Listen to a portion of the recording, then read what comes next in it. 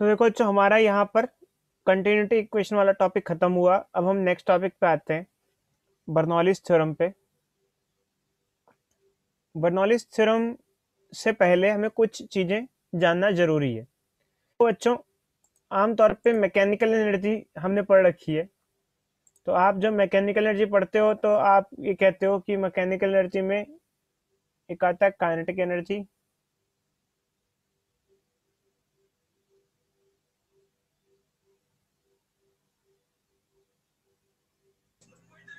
Hello sir. हाँ अच्छी बोल सर रहे। आप कुछ बोल रहे हो? नहीं नहीं आपकी बोल, आवाज नहीं आ रही। मैं बोल नहीं रहा हूँ अच्छी। एक आता है काइनेटिक एनर्जी, एक आता है पोटेंशियल एनर्जी, और एक आता है प्रेशर एनर्जी। फ्लूइड में प्रेशर एनर्जी भी होती है जो कि सॉलिड्स में आमतौर पे नहीं होती है।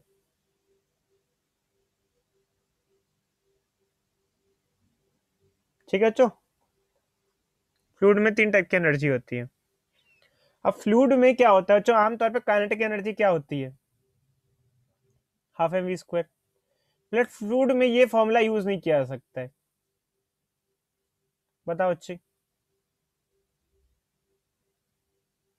कोई दिक्कत है इस फॉर्मूले के साथ? क्या किसी फ्लूइड की काइनेटिक एनर्जी निकाल सकते हो आप? क्या किसी पाइप में फ्लूइड फ्लो कर रहा है उसकी काइनेटिक एनर्जी निकाल सकते हो आप? क्या दिक्कत आएगी आपको? किसी पाइप में फ्लूइड फ्लो कर रहा है उसकी काइनेटिक एनर्जी निकालने में क्या दिक्कत आएगी?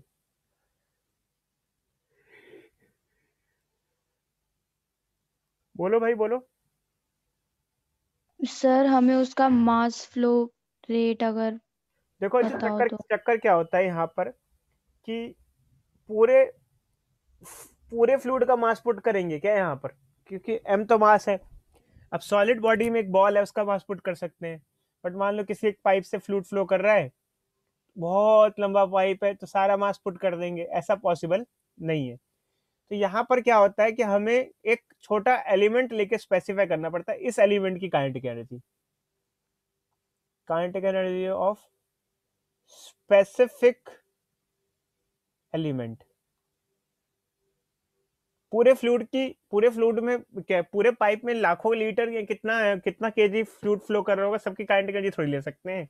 ये तो एक स्पेसिफिक एलिमेंट ले लो, फ्लो के दौरान फ्लूइड फ्लो कर रहा है, उसमें एक एलिमेंट ले लिया आपने, इस एलिमेंट की इतनी है, इस एलिमेंट की इतनी है, मतलब इतना है।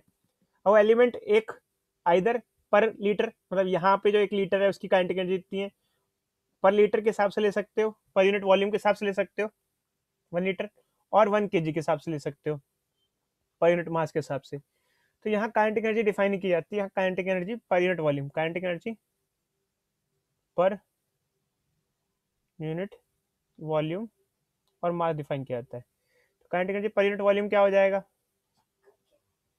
Hello, kinetic energy per unit volume क्या हो जाएगा? इसको वॉल्यूम से डिवाइड कर दो, मास अपॉन वॉल्यूम होता है डेंसिटी, या फिर kinetic energy per unit mass define कर दो।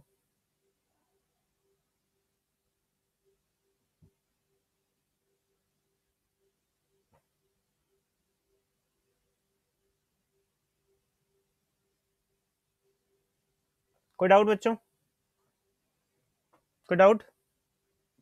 No sir. नो सर आपने sir. Sir per unit mass और पर यूनिट वॉल्यूम में मतलब सर फर्क क्या है काइनेटिक एनर्जी? देखो अच्छी, जैसे मान लो एक पाइप है, उसमें आपने कहा है ये एक एलिमेंट यहाँ पर, जैसे आपने इशारा किया कि यहाँ पर जो एक एलिमेंट है, 1 लीटर का एलिमेंट है, उसकी इतनी काइनेटिक एनर्जी है। तो अगर आपने पर लीटर के हिसाब से होता है 1 लीटर की इतनी है, पर लीटर के हिसाब से, तो पर यूनिट वॉल्यूम हुआ।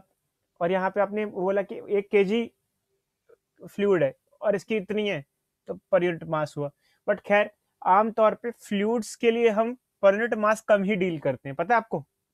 आमतौर पे फ्लूइड किसके, जो फ्लूइड्स होते हैं उनको किस में मेजर किया जाता है आमतौर पे ऑर्डिनरी तरीके से? वॉल्यूम। वॉल्यूम। ठीक है। अब वो वही अलग अलग जगह पर अलग अलग एलिमेंट की अलग अलग काइनेटिक एनर्जी होती है ना, अलग अलग जगह पर अलग अलग प्लेस पर।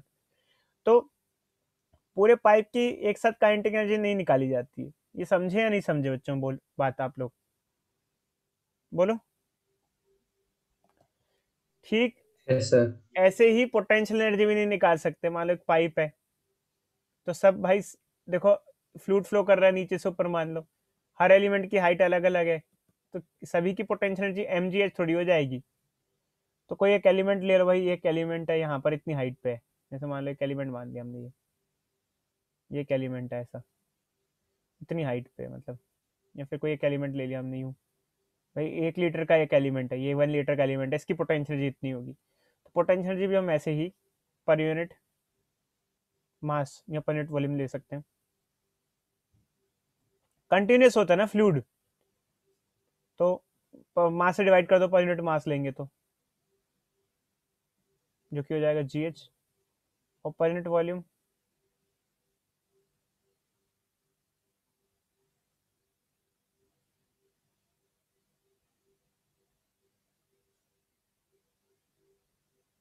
मास अपॉन वॉल्यूम डेंसिटी हो जाएगा। कोई डाउट? ये हो जाता है। अब इसके अलावा एक एनर्जी और आती है बच्चों, प्रेशर एनर्जी। अब प्रेशर एनर्जी क्या होता है बच्चों बताते हैं। प्रेशर एनर्जी और पोटेंशियल एनर्जी में फर्क क्या होता है ये भी समझो, कई बार बच्चों को लगता है सेम होती है। देखो बच्चों, ये कंटेनर है, ठीक है, इसमें हमने ऑरिफिस क्रिएट किया है, मान लो एक टेबल पे रखा हुआ है,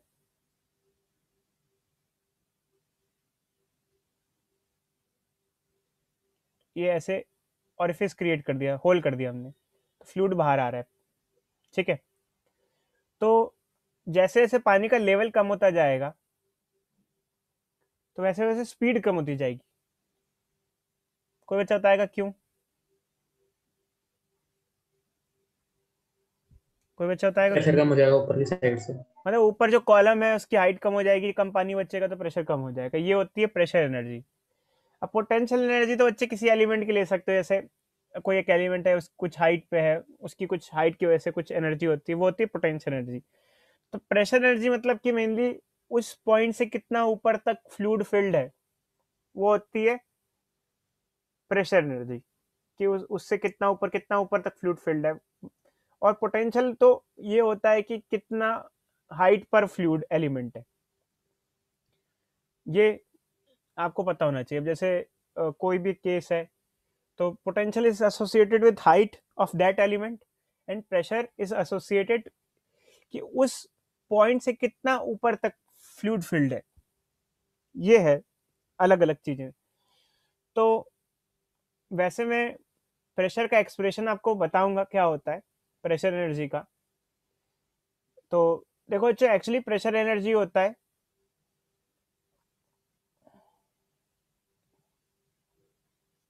pressure into volume of that element, ठीक है। तो अगर वैसे बताऊंगा ये कैसे आया, अगर आप जैसे पूछेंगे, कई बच्चे पूछते हैं सर ये कैसे आया, ये आया कैसे, खैर ऑल दो वैसे ज़्यादातर आपने mgh नहीं mgh कैसे आया पढ़ा आज तक, और तो अभी ग्रेविटेशन में मैंने बताया था कि कैसे आया था ना, हाफ mv² पढ़ा है। But pressure energy pressure into volume होती है, मैं आपको एक्सप्रेशन बता दूंगा, दिखा दूंगा बच्चों कैसे आया ये। बट अगर हम pressure energy per unit mass और पर यूनिट वॉल्यूम निकालें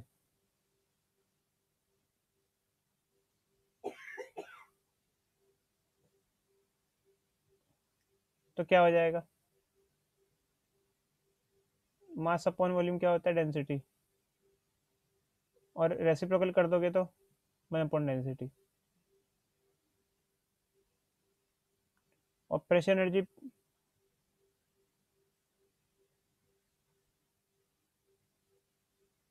पर यूनिट वॉल्यूम क्या होगा,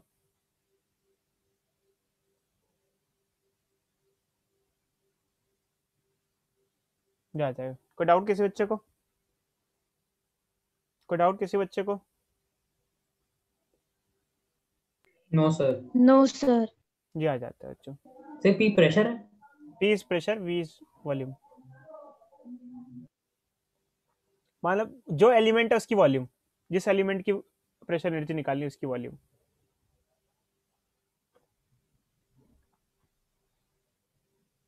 ठीक है, अब बात यहाँ आती है कि सर ये पीवी कैसे आया। एक ऑर्डिनरी सा क्वेश्चन आता है बच्चों के दिमाग में। देखो बच्चों कैसे आया बता देते हैं एक बार आपको।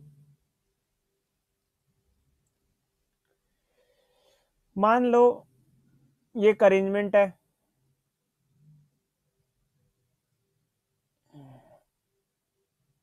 इसके अंदर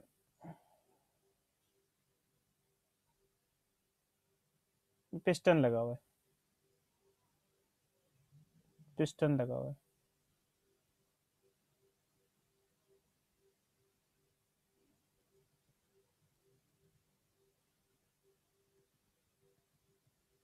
ठीक है, और बेसिकली पिस्टन पे एक फोर्स लग रहा होगा। क्यों लग रहा होगा बच्चों बताओ, कहाँ से लग रहा होगा? अंदर से एक फोर्स लग रहा होगा, धकेल रहा होगा उसको प्रेशर की वजह से। और हमको रोकना है पिस्टन को या अंदर प्रेस करना है तो हमको बाहर से फोर्स लगाना पड़ेगा। पिस्टन समझ में आया बच्चों? पिस्टन वही होता है, वॉशर नहीं होता जो पिचकारी का होता है या सिरिंज में जो होता है पिस्टन, उसे पिस्टन। Yes sir. ठीक है, तो मान लो कि हमें पिस्टन को थोड़ा धकेल के अंदर लाना है, थोड़ा सा धकेल के अंदर लाना है, मतलब उसकी पोजीशन चेंज करनी है यहाँ से यहाँ। तो हमें जैसे फोर्स लग रहा है तो अपोजिट फोर्स लगाना पड़ेगा। वो हम पे बाहर की तरफ फोर्स लगा रहे हैं, हम अंदर की तरफ पुश कर रहे हैं, हमने फोर्स लगाया है यहाँ पे। तो बेसिकली हम we are doing some work, भाई वर्क डन कर रहे हैं हम लोग, और वर्क डन की वजह से प्रेशर एनर्जी चेंज हो रही है, change in pressure energy. Pressure energy जब कभी हम कभी वर्क डन करते हैं तो किसी न किसी फॉर्मेट में कन्वर्ट होता ही होता है, चाहे किसी में भी हो। तो यहाँ पर तो वर्क डन कितना है, वर्क डन है जैसे अब हम एफ फोर्स लगा रहे हैं और डिस्प्लेसमेंट एक्स, डेल्टा एक्स मान लो डिस्प्लेसमेंट प्रोड्यूस हो रही है। Let us take care, delta x is displacement. ठीक है, तो प्रेशर क्या होता है, फोर्स बाय एरिया होता है, और फोर्स क्या होता है, प्रेशर इनटू एरिया होता है। पी ए डेल्टा एक्स, ये हो गया चेंज इन प्रेशर एनर्जी।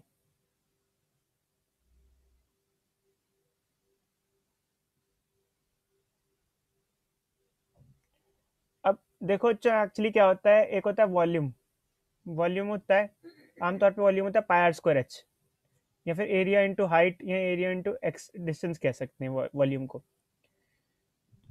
और अगर हम चेंज की फॉर्म में लिखें तो change in volume is equal to area into change in distance, ऐसे लिख सकते हैं। मतलब ऐसे यहाँ पे वॉल्यूम डिस्प्लेस हो रही है, बाकायदा हम एक्चुअली क्या है फ्लूइड की कुछ वॉल्यूम को डिस्प्लेस कर रहे हैं पुश करने पे। तो यहाँ से अगर हम ये देखें तो ये हो जाएगा P delta V, P delta V is equal to change in pressure energy.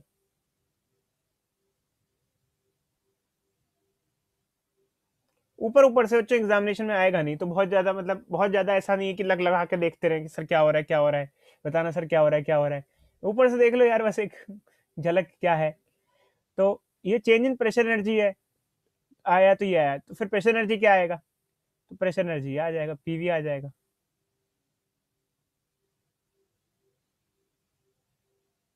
बस ज्यादा इतने गौर से देखने की कोई जरूरत नहीं है, इतनी बस देख लो तो ऊपर ऊपर से। तो बच्चों यहाँ तक हमारा ये हो गया, हमने सब पढ़ लिया बेसिक बेसिक सा, और मैंने अपलोड कर दिए नोट्स, अपलोड कर दिया बच्चों। अब नेक्स्ट क्लास में हम बर्नौलीज थ्योरम पढ़ेंगे, यहाँ से चालू करेंगे। ठीक है बच्चों? Okay sir. क्योंकि चक्कर क्या है, बर्नौलीज थ्योरम एक लंबा टॉपिक है, क्या करें अभी पढ़ाएं या नहीं पढ़ाएं। अनन्या अच्छी आपकी क्लास है अभी? हेलो, किसी की क्लास है भाई? पंप हमारे घरों में वाटर सप्लाई के लिए काम आता है, तो पंप कैसे काम करता है, कुछ आइडिया?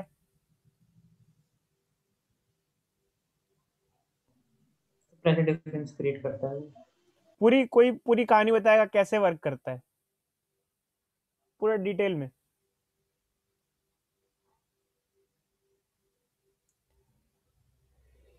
तो कौन सा वाला पंप कह रहे हो? देखो अच्छे, मोटर लगी हुई होती है जो हम चलाते हैं पानी की, उसके साथ पंप फिट होता है। पंप जो पानी ऊपर तक चढ़ाता है घरों में, उस पंप की बात कर रहे हैं।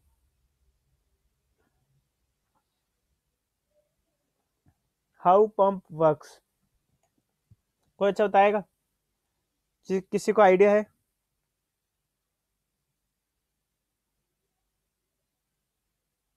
बोलो।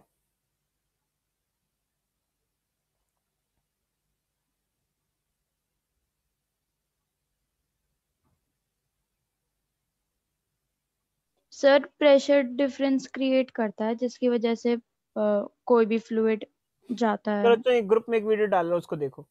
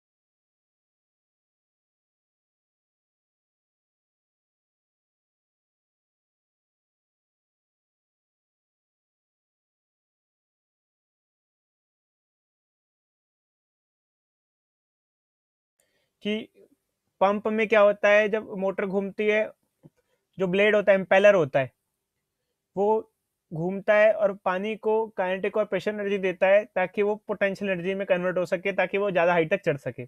ये काम होता है पंप का। कोई डाउट बच्चों? Hello hello, no sir. समझ गए बच्चों? आज से कोई पूछेगा तो पंप ये ऐसे काम करते हैं, बता देना आपको। और दूसरा, वो मोटर नहीं होती, मोटर तो होती है, साथ में उसके साथ में इम्पेलर भी लगा होता है, वो पूरा मिला के पंप होता है, जो हम लोग घरों में मोटर ऑन करते हैं पानी के लिए। मोटर तो होती है, मोटर के साथ साथ ब्लेड होता है। सिर्फ मोटर घूमने से कुछ नहीं होता, फिर मोटर में पंखा लगा दो तो हवा पंखा देने लग जाता है, वो तो जैसे छत का पंखा होता है। इम्पेलर लगा दो केसिंग के साथ साथ, तो वो बन जाता है, वो ये पानी चढ़ाने के लिए बन जाती है मशीन एक तरीके से। ये पानी लिफ्ट करती है घरों में, ऊपर तक वाटर सप्लाई करती है, काम आती है। तो ये कहानी होती है, अच्छे समझे? Kinetic yes energy, sir. Kinetic energy और प्रेशर एनर्जी देंगे तो पोटेंशियल में कन्वर्ट होगा। वैसे तो जो पंप होते हैं वो अलग अलग टाइप के भी होते हैं, कई कई पंप सिर्फ काइनेटिक एनर्जी देते हैं, ऐसे भी होते हैं। अच्छा, कोई बच्चा होता है नेगेटिव प्रेशर के बारे में कुछ बोल रहा था वहां पे वीडियो में। What is meaning of negative pressure?